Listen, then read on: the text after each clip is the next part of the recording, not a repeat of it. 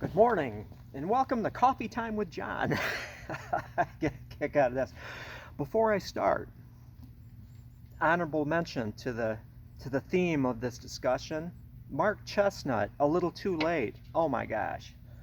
It's an amazing song because of the Cajun influence. Oh, that Cajun fiddle. I love Cajun fiddle. Maybe I'll have a link to that song so you too can be impressed. But first of all, let's talk about a couple stories. First story, the Golem. I've heard several versions of it, but I'm just going to relay one of them. There was a small Jewish village back in the day that was under attack by barbarians, and these barbarians just had free reign.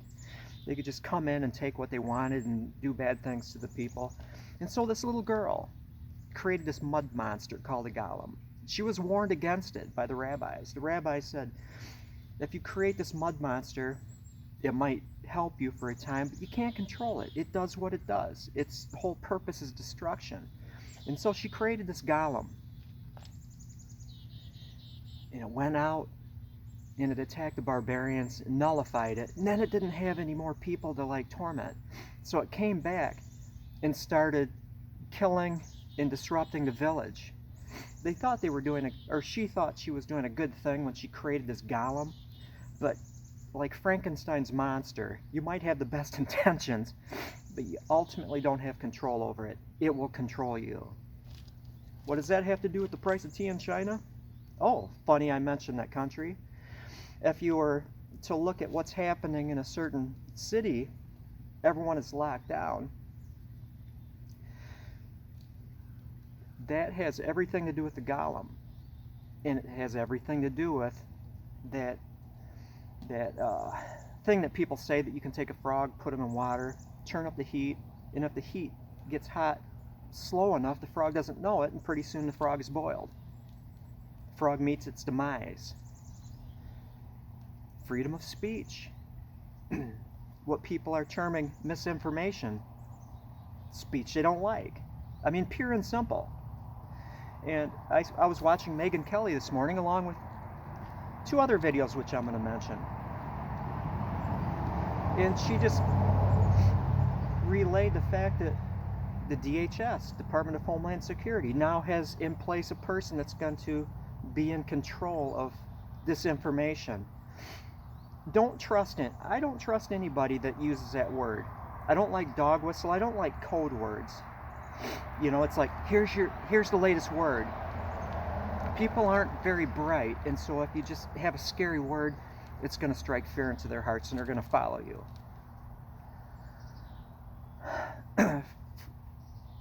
You ever hear somebody say, I've got all these little cliches here. The frog, the Golem, and the most important thing is that free speech truly is the bedrock of a free society. And I might not agree with what you say, but I will defend to the death your ability to say that, because that is what prevents the Golem. That is what prevents that frog from boiling, because it won't happen in the first place, because the frog will, hey, get out of that pot of water because it's going to be boiling. But it is what it is. You know, if you want to go full steam ahead and you feel that you're in the right, so you're going to eliminate the voice of your competition, you're going to create a Brezhnev government. You're going to create a Pol Pot government, and it's going to turn around and bite you. You cannot control the monster that you are creating. And the only way to prevent that is to allow everyone, even the people that you don't like, you have to fight for their ability to say that. I could go off onto Twitter, which, by the way, over 98% of the people involved in Twitter are aligned with one particular political party. That should be scary. And now it turns out that Google and Apple Play or whatever it is wants to eliminate Twitter. That is scary as hell. It's almost like watching a car wreck unfold before your eyes. If you were ever in a car wreck, everything appears in slow motion. Somehow your mind changes over and you can just see it. See, I'm being dramatic. but you can't do anything about it. That's what I'm seeing right now. Misinformation is a misnomer. Anyway, let's get on to video number 2. I like old motorcycles, and it was like the 10 ugliest motocross bikes ever produced. And you know what they have in common? 9 of them had this evil thing, a single shock absorber in the back. Yes, I'm dating myself. I like to see 2 shock absorbers in the back. Husqvarna was a holdout. Husqvarna continued 2 shocks, well beyond everyone else. They all had radiators. I don't like radiators on a motocross bike. I don't. Which goes into, and I will explain my meaning of all this stuff with the 3rd video, the history of John and Jack Penton. The Penton brothers took engines, KTM engines and Sachs engines, depending on the size. The smaller ones were Sachs, the bigger motorcycles, the Mint 400, the 250, the 175. The 125 and the 100, I believe, were Sachs. The 125 might have had a KTM engine. But they were back in the 70s and going into the very, very early 80s. And that's when motorcycles were motorcycles. Now, I like watching the X Games and people flipping and modern stadium cross and modern motocross. It's entertaining. But to me, the real motorcycles were the ones that were basically motocross bikes that were enduros. It was actually landscape they were going on and not these things created by bulldozers, artificial environments.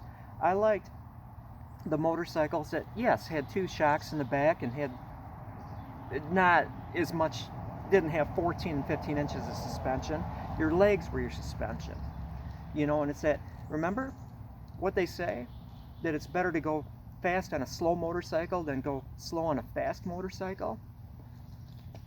Well, they were going over actual terrain.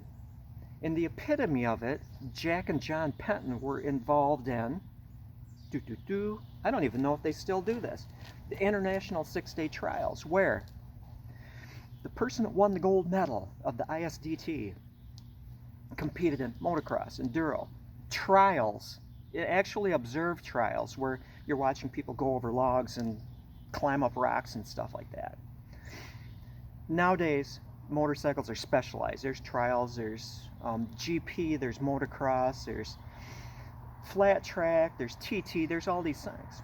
But back in the day, this motorcycle was expected to do everything. Plus, they were cool looking. Yep, if I had it was kind of at that confluence, KTM 400, which was basically a Penton Mint 400. I had a Hare Scrambles, and I had an ISDT.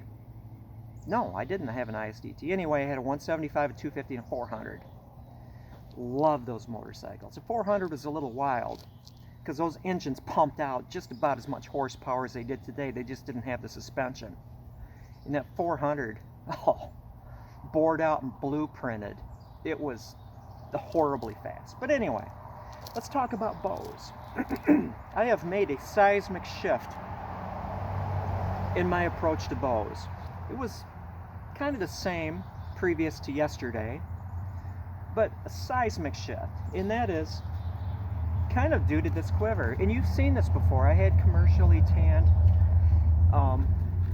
leather around the rim and the strap, and I'm looking at it after I gardened. There's a pond right here, and around that pond is Siberian irises, and the irises have these amazing leaves that are narrow and extremely strong. So I'm like, I don't want to just throw those in the compost pile. I'm going to gather them, sort them, protect them, and use them, making use of your materials at hand.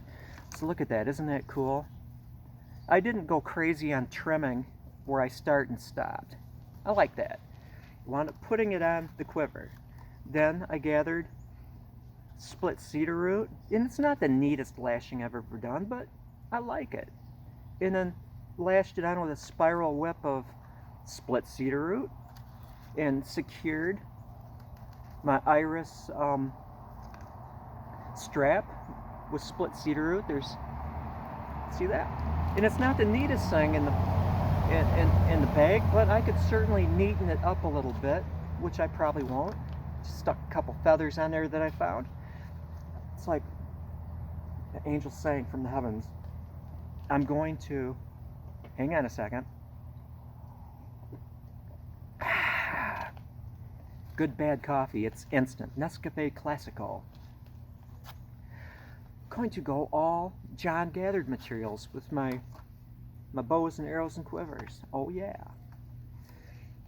Now this is a mystery. You can go out and you can gather a stave, and generally speaking, you know what the heck it is. This could be red maple or it could be ash.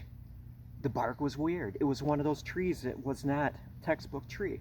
It looked like red maple bark, but the buds looked like ash. The wood on the outside, a tree this diameter in ash usually has like this wavy, groovy appearance, but this is flat, like a red maple. But it looks like an ash from the inside. I thought I was clever labeling it, but I don't know what it is. The long and the short of it is, I gathered this. I've got 8 nice staves out of this tree. Nice clear staves. This is the short one of the bunch. The others are 68 inches long. This is 52 and a half, which is fine for me.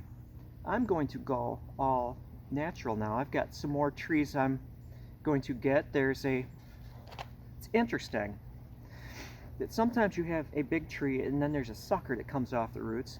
There's a beautiful, nice sucker that I'll get lots of staves out of from a big one, and it'll help keep it crowding, so I'm doing a good thing for this tree. Red oak. There's also a true ash the same way, and an American elm in the footprint of a bigger American elm, so I'm going to have some stavage. The question though is bowstring. Now if I'm going all natural, I can get squirrels. Squirrel rawhide. Not B50, not B55. This has to be 100% now John bows. Nettles. I probably will be limited in draw weight, but that's all right. Let's talk about limiting in a bit.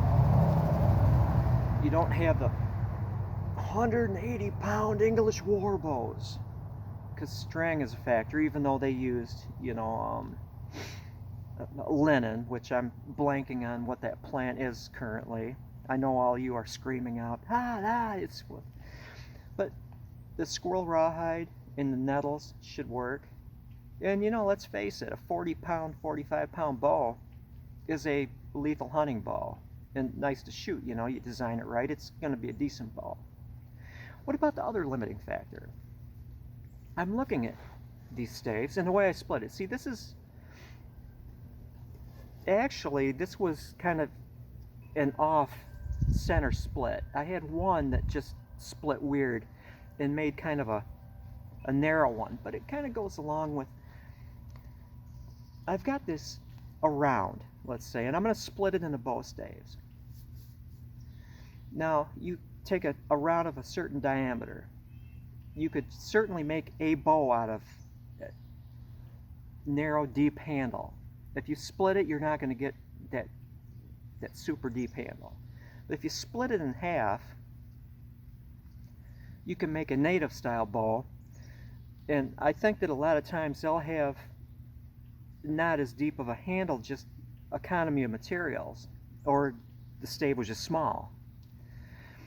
And so I went about it, instead of taking this precious material and shaping this one round into one bow, I'll split it in half so I can get 2 thinner handled bows out of it. I might be able to take that same stave and split it into 3, which is a trick. Or split it into 4 and get 4 bows out of it. And then that kind of translates into why English longbows were, the shape they were, because you could maximize material. But yeah, I guess that's enough yapping for now. I am expecting a big truck with a lot of shredded basswood bark today. And so my wheelbarrows, the tires are pumped up. The electric one is charged, relentless. My hand push one is, I did some maintenance on that. It's ready to go. And so I am entering into the scariest part, even scarier than tourists and maintaining boundaries of my job. The next 2 weeks is a challenge to my physicality because I will be pushing a wheelbarrow 130 miles. That's what it takes, because I can get about 45 feet per running trail length in each load, and the longest one, it's a mile round trip to put 45 feet on the trail. And so it's always a question, is my body going to break down? Are my feet going to fail? Am I going to injure my knees? And even though I do have an electric cart now, it doesn't have the range to do 10 miles a day. And so I'm going to be pushing this stuff. Heavy, a load is a lot. Well, wish me luck. Think about the whole free speech thing. You know, for people my age, I don't understand how they could approve of labeling stuff they don't like as misinformation or even hate speech when it's not. It's just the opposing viewpoint, because we've lived through Pol Pot. We've lived through the Soviet bloc. We've lived through seeing actual, real, tyrannical governments that sprung from the control of information, because the control of information determines the freedom of your country. Before I go into another rant, I'm going to say adieu. Thank you for watching, and I appreciate your viewership. That is a wrap.